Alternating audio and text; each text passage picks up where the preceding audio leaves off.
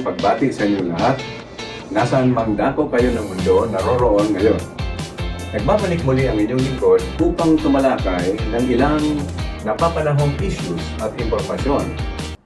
Hello everybody and welcome to my channel, Empowered by Nano.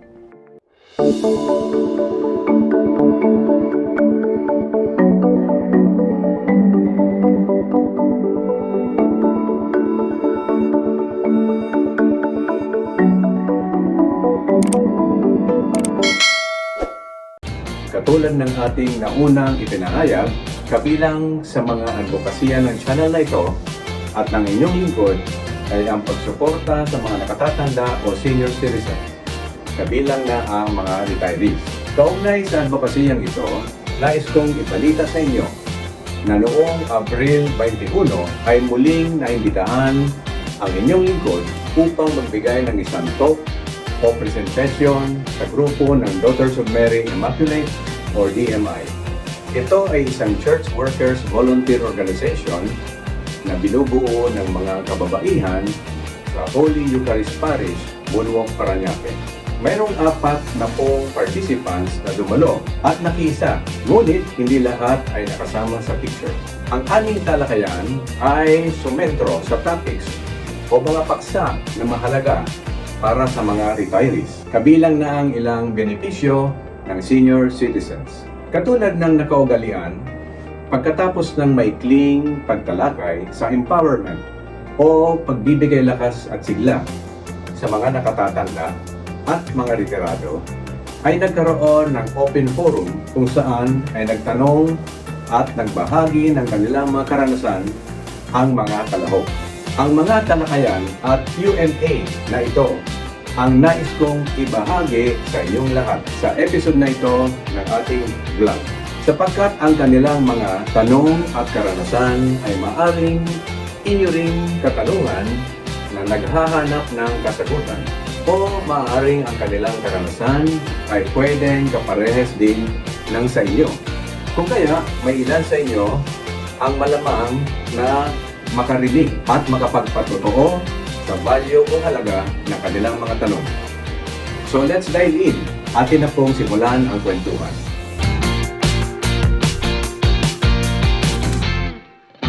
Nabalitaan po kasi ng ating mga participants na may bago tayong inilabas na libro. Ito lamang Enero na may pamagat na Empowering the Retirees. At dahil sa karamihan sa kanila ay mga retirees na rin, ay naging interesado sila na alamin kung ano ba ang nakapaloob sa aklat na ito. Kaya ang una nating naibahagi sa kanila ay ang tungkol sa ilang mahahalagang mensahe ng librong Empowering the Retirees. Ito ang mga inilahad ko sa kanila at mayaan ninyong ilahad ko na rin sa inyo.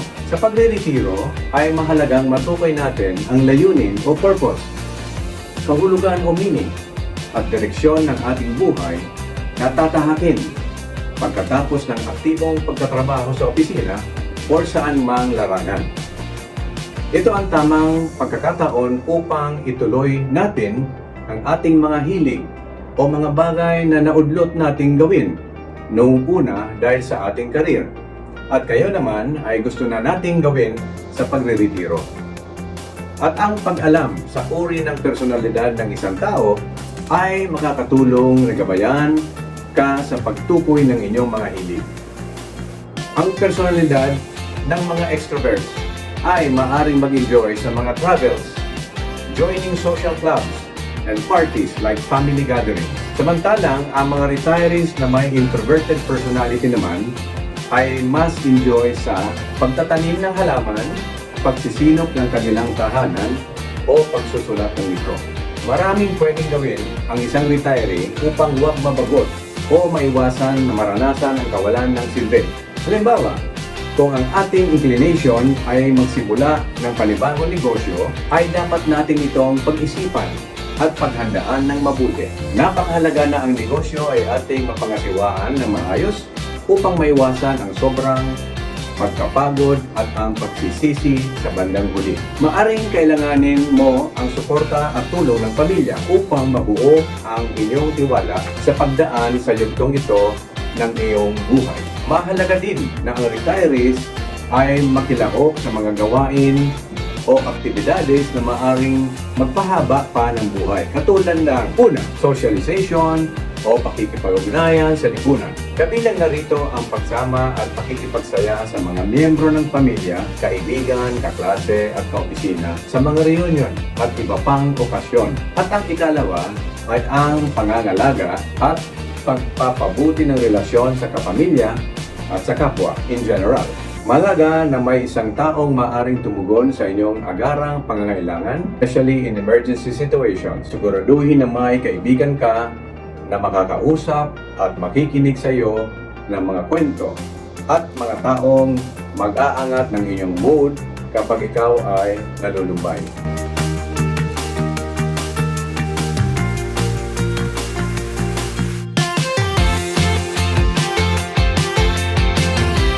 Akin ding ipinaalaala sa mga kalahok na magkaroon ng iba't ibang gawain sa bawat linggo upang maiwasan ang maagang pagdidemensya. Kailangan natin magbasa ng regular, libro o magazine man yan, manood ng mga magagandang pelikula, mag-solve ng crossword puzzle, maglaro ng chess at iba pang gawain na magagamit ang ating kaisipan. Bilang pangwakas na paalaala, kailangan nating buhayin at gamitin ang ating mga pandama or feeling, faculty, dahil ang anumang hindi ginagamit ay maaaring gumantong sa pagkabulok o paghihina or atrophy. Atin ding napag-alaman, base na rin sa kanilang mga kwento, na karamihan sa mga retiree at matatanda ng ating kausap ay naglilingkod sa simbahan at sangkot sa gawaing sibiko bilang mga miyembro ng DOM Pro-Life. Ang iba ay gustong-gusto magkasama sa kanilang mga apo. Gusto rin nilang maglakbay, local man o sa ibang bansa. Sila ay nag-aalaman, mga plantitas at plantitos, may mga regular na ang ehersisyo katulad ng paglalakad, zumba at iba pa. Ang iba ay aktibong miyembro ng Senior Citizens Association at iba pa. At nagwakas ang aming usapan sa isang masayang pagbabahagi at kwentuhan. Kayo, ano-ano ba ang inyong mga gawain na tunay na makatutulong sa pagpapahaba ng inyong buhay?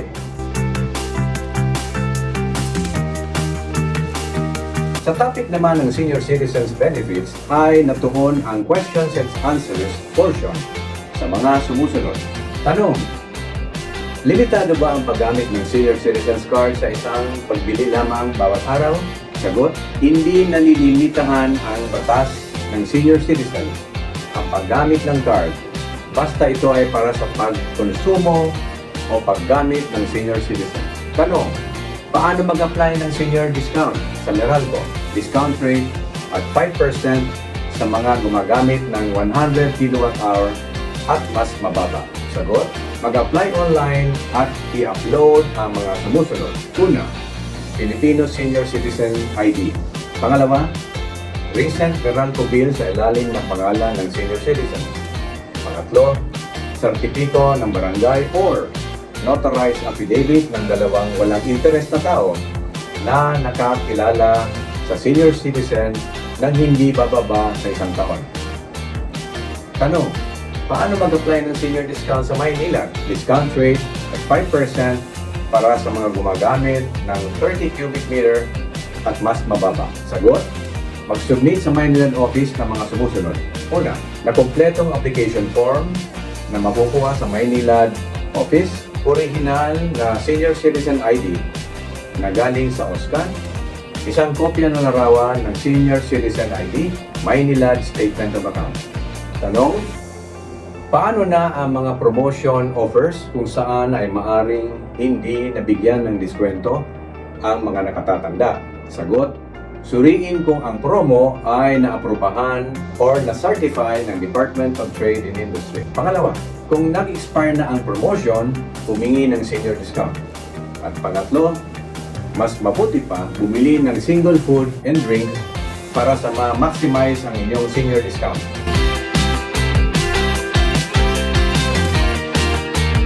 Sa ikatlong bahagi ng aming talakayan ay napag-usapan kung bakit kailangan ng empowerment. Bakit natin kailangan aktibong alamin ang ating mga karapatan sa ilalim ng mga batas. Ito ang naibigay nating tugon kung ano ang kahalagahan ng empowerment for education sa buhay ng mga retirees at nakatatanda.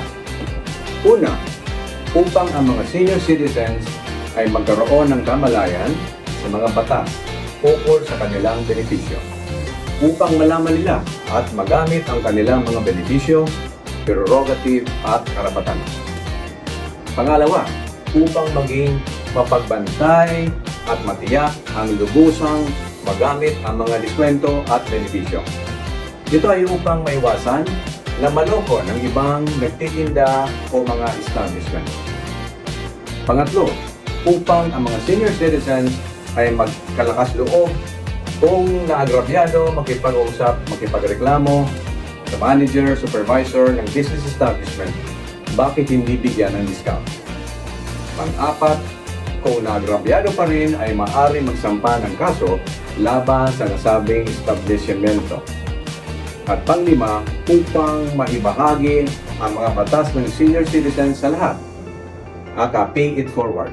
Tandaan, maaring maliit lamang ang mahalaga ng mga senior citizen discounts. Ngunit, ito ay isang prinsipyo na mahalaga dahil kung may mga negosyo na hahayaan nating lalabag sa batas dahil sa hindi nila pagbibigay ng mga benepisyo, ay lalakas ang kanilang loob na magpatuloy sa nasabing maling gawain. Tumulong tayo na ang mga negosyante ay sumunod sa itinatadhana ng batas para sa matatanda. Makiisa sana tayo sa advokasiyang ito, alang-alang na rin sa mga senior citizens na nakikinabang ay matulungan ng ganitong diskwento. Hanggang dito na lamang, nawa ay may natutunan kayo sa ating naging talakayan. Until next video, ito ang inyong kakwentuhan, Lano Manahampo, ang nagsasabing, stay informed, be happy, and be empowered. Bye! Salamat sa inyong panunood. Huwag kalimutan mag-subscribe, like, and share. Follow us on our Facebook pages